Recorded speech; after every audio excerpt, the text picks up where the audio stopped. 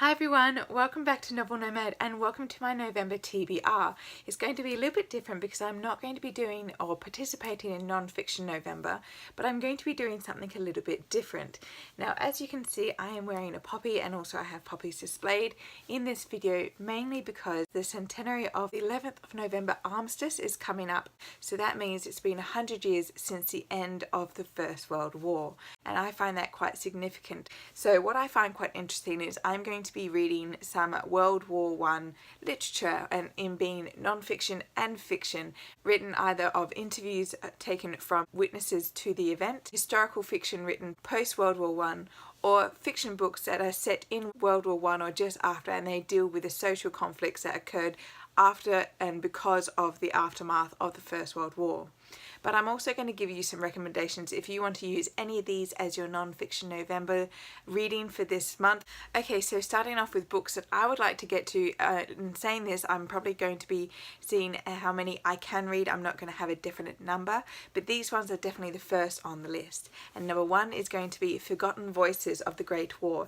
This is a publication by the Imperial War Museum in London, and this is actually interviews with soldiers, nurses, anyone who fought or their experience in the Great War or the First World War.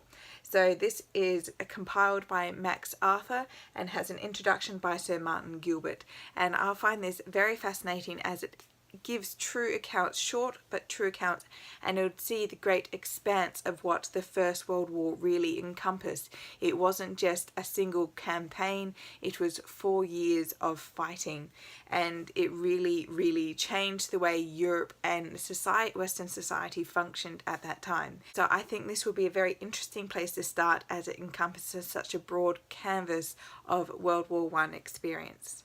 Next is a fiction book written by John Boyne, who wrote Boy in the Striped Pyjamas, and this is called The Absolutist.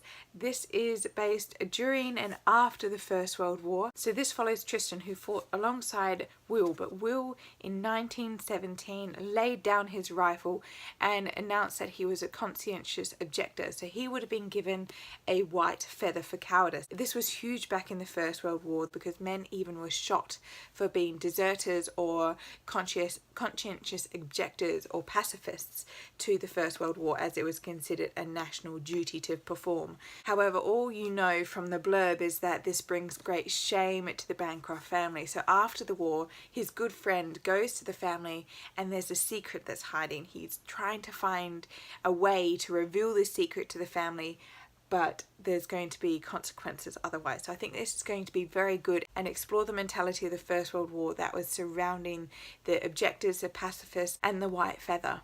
Next one that seems quite fascinating, especially as it deals with post-traumatic stress, which many of the soldiers really did suffer during the First World War, but it wasn't truly prescribed until late after the Second World War, and that is A Strange Meeting by Susan Hill. Now this is quite interesting as Susan Hill mainly writes horror stories and gothic stories, but this is a World War I story about a very disgruntled and upset group of men who have been on the front for a very long time, and one of their commanders is just returning from a leave of absence, and he realizes that one of the men is quite new, and this new man in the team, he's bright, he's energetic, but the returning soldier knows that it's soon going to fade with the realities of war. So I think this is going to be quite good to see a more mental, psychological effect of the war and how the soldiers were dealing with it, not just at home, but also still on the battlefield.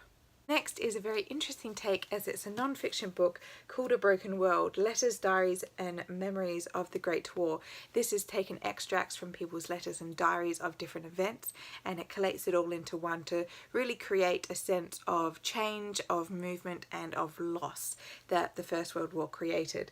And there's this overwhelming sense of hopelessness, but this strive to achieve some type of normality. So I think this is going to be quite interesting, especially in comparison to Forgotten Voices, because I think that is going to be very much an interview, so people are going to be retelling it, where this might be more at the time or in the moment, and of course letters would have been edited as well, so it'll be interesting to see how the two compare.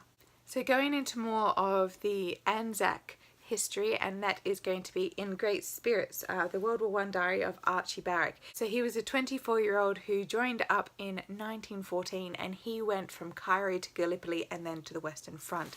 So he really survived all the fronts that the Australian soldiers fought on. So what I think will be quite interesting about this one, not only for the Anzac or the Australian soldiers' perspective, but I think it'll be quite interesting to see how someone who is described as a hopeless optimistic throughout such a trying and incredibly arduous campaign, how he manages to maintain that and what he does and how he views the world.